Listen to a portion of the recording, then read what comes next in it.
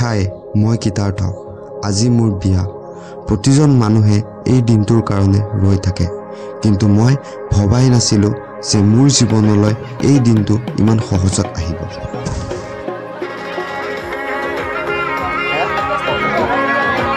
তাকেতো ওলাম কো আমি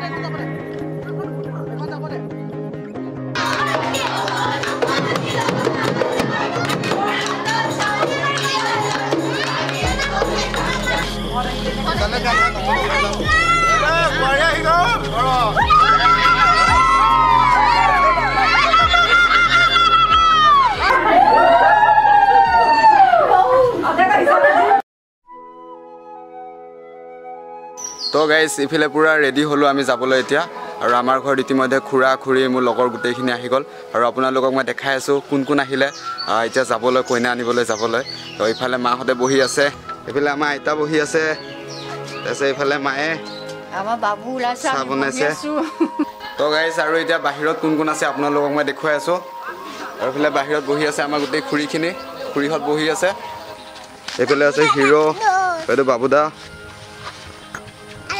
টাইছন সব পুৰা ৰেডি গোটেইখিনি আজি সেই দিনটো আহি পৰিল যোনটো দিনৰ বাবে প্ৰতিজনী ছোৱালী আৰু প্ৰতিটো ল'ৰাই ৰৈ থাকে আৰু আমি এতিয়া কইনা আনিবৰ বাবে গাড়ীত বহিলো আহি আছো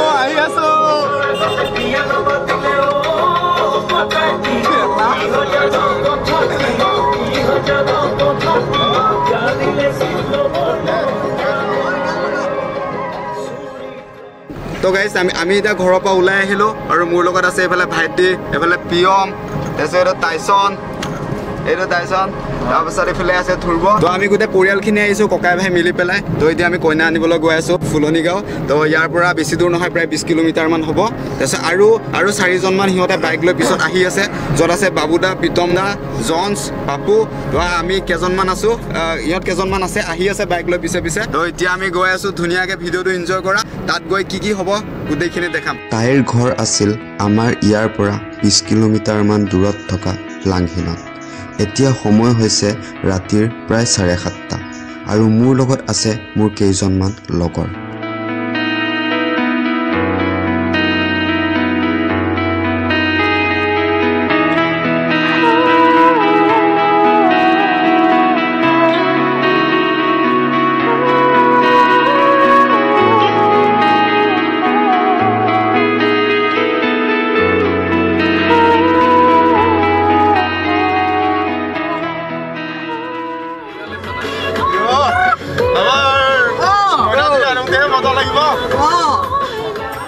গৈ পায়ে আমি প্ৰেৰণাৰ মা আৰু পাপাক সেৱা এটা ল'লোঁ যিহেতু পলুৱাই অনাৰ নিচিনাকৈয়ে গৈছিলোঁ সেইবাবে বেছি দেৰি নকৰি আমি সোনকালেই ঘৰলৈ উভতিলোঁ আৰু আহি পাই যিখিনি আশা কৰা নাছিলোঁ তাতকৈ বহুত গুণেই বেছি পালোঁ আমাৰ পদূলিত পোৱাৰ আগতে গাঁৱৰ ভণ্টিহঁতে ৰাস্তাত দৰা গাড়ী ধৰিবৰ বাবে ৰখি আছিল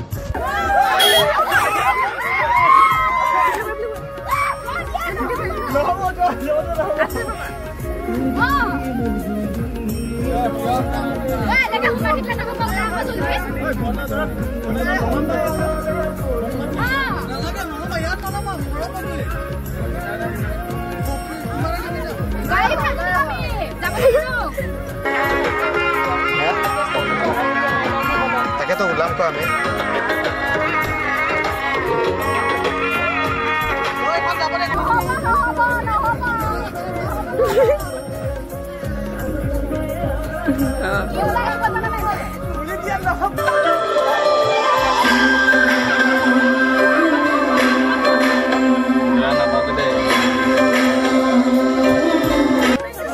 ভ্লগাৰ মানুহ এইবিলাকে গাব উলিপা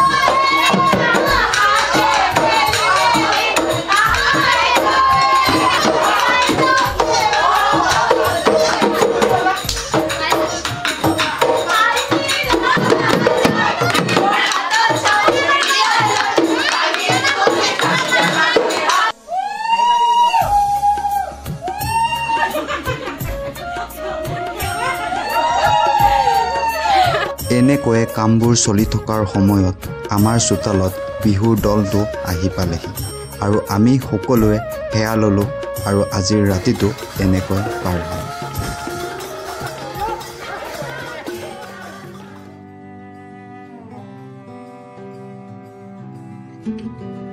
আজি হ'ল ২ নম্বৰটো দিন। ৰাতিপুৱাৰ পৰাই খুৰা খুৰী পেহা পেহী সকলোৱে কামত ব্যস্ত, কাৰণ বিয়ালৈ আৰু মাজত এটা দিনহে আছিল। খুৰাহঁতে ৰভা বনালে, খুৰীহঁতে পিঠা আৰু পেহীহঁতে পাণ ধুবৰ বাবে দমকলৰ পাৰত আহিলে।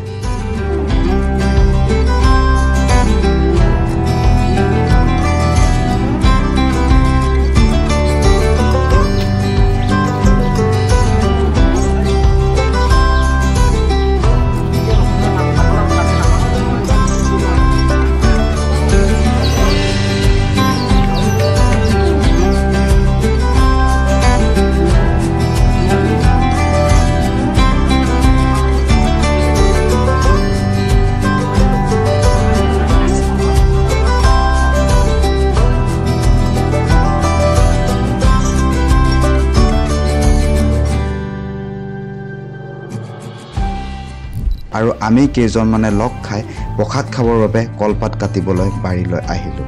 কলপাত কাটিবৰ বাবে বাৰীলৈ আহোঁতে 2টা আমলৰি টোপৰ বাহা দেখা পাই আমি পাৰি আনিলোঁ আৰু আমিও কলপাত কাটি গছৰ পৰা আম কেইটামান পাৰি নদীলৈ বুলি ওলাই আহিলোঁ।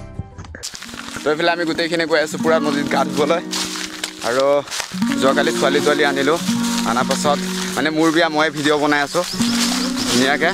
ঘৰত খুৰাহঁতে পূৰা কাম কৰি আছে, ৰভা বনাই আছে, খুৰীহঁতে পাণ চান তাৰপাছত বাকী চব্জি কাটি আছে। আজি আৰু কালি মানে 2 দিন কাম চলিব ঘৰত। তাৰপিছত পৰহি দিনাখন বিয়া আমি অনুষ্ঠানটো মানে পাতিছোঁ। তাৰপৰা এইফালে ভাইটিদা আছে, গোটেইখিনি আমি গা ধুবলৈ গৈ আছোঁ এতিয়া নদীত। আম চাম লৈ লৈছোঁ পূৰা, একদম মানে গাঁৱলীয়া সম্পূৰ্ণ, ইমান ডাঙৰকৈ একো কৰা নাই, বাট যিখিনি হ'ব মানে সম্পূৰ্ণ গাঁৱলীয়া নীতি নিয়মৰ মাজতে সকলোখিনি হ'ব সাধাৰণভাৱে। আমি যে তাত যে বহিব জেগা নাই, এইখিনিতে বহিব লাগিব আম খালে, বুজিছ। তো এইফালে আমি নদীৰ কিনাৰত পালোহি আৰু গছ এজোপাৰ তলত বহিছোঁ। তো চাহা বহুত ধুনীয়া মানে। তো ইয়াত সিহঁতে আম চাম কাটিছে, এতিয়া আম চাম খাম আমি।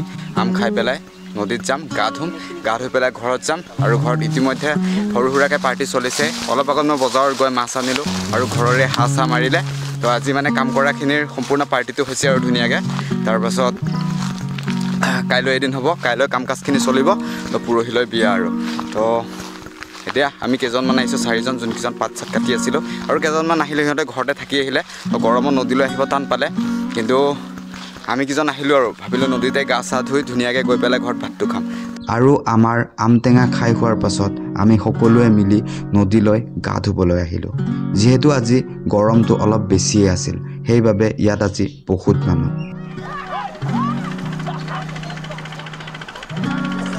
ইয়াৰ পাছত ঘৰলৈ আহি চোতালৰ পৰা দেখিলোঁ এজাক কোলা ডাৱৰে আকাশখন ঢাকি ধৰিছে। আৰু তাৰে অকণমান সময়ৰ পাছত এটুপ দুটুপকৈ বৰষুণ পৰিবলৈ আৰম্ভ কৰিলে। কথা এষাৰ আছিল নহয় যে বিয়াত অলপ চলপ বৰষুণ পৰিলে বোলে ভাল, কিন্তু ইমান ডাঙৰকৈ যে বৰষুণ দিব অলপো ভবাই নাছিলোঁ।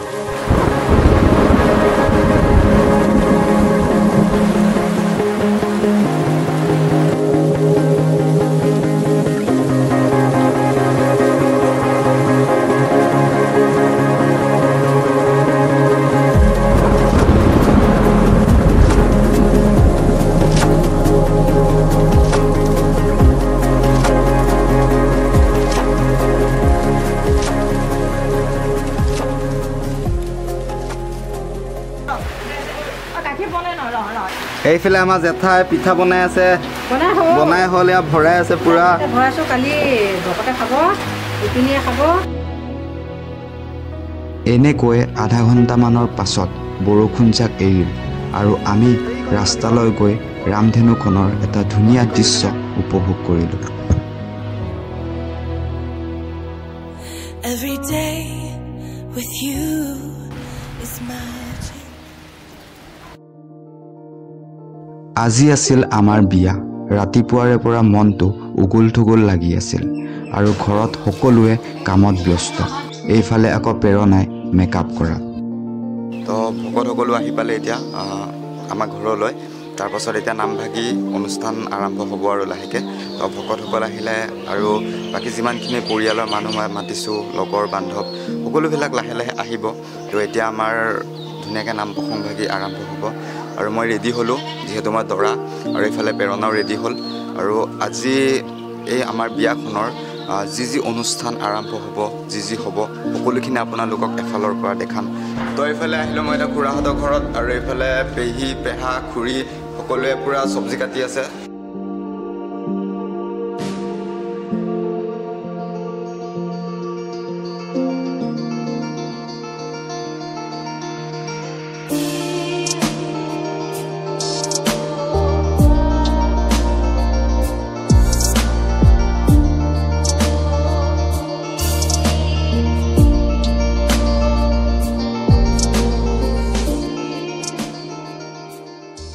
বৰ্তমান গাঁৱৰ ভকতসকলো আহি উপস্থিত হ'লহি তাৰ মাজতে কাম কাজবোৰো চলি থাকিল ভকতসকলে চাহ খোৱাৰ পাছত নামভাগ অনুষ্ঠিত কৰাৰ আগতে আমাক সকলোকে সেৱা ল'বৰ বাবে মাতিলে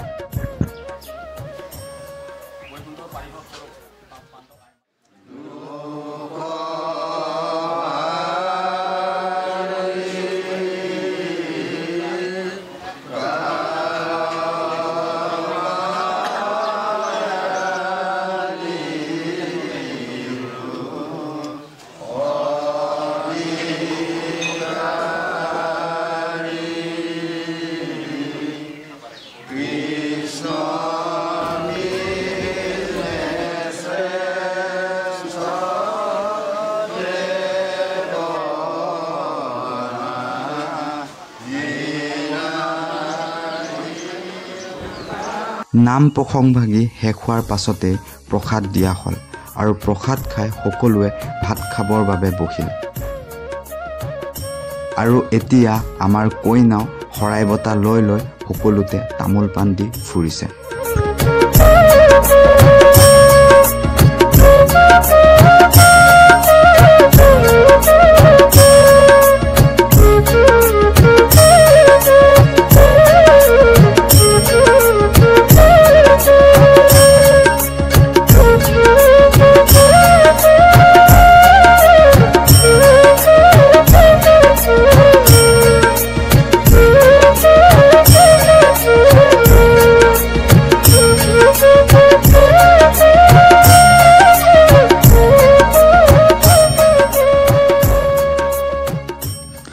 বিয়াখন ইমান ডাঙৰকৈ হোৱা নাছিল যদিও ইমান সৰু হোৱা নাছিল আমাৰ গোটেই গাঁওখনৰ লগতে প্ৰেৰণাৰ কেইজনীমান লগৰ আৰু মোৰো কেইজনমান স্কুল ফ্ৰেণ্ড আছিল য'ত আমি শেষ মুহূৰ্তত একেলগে ফটো উঠিলোঁ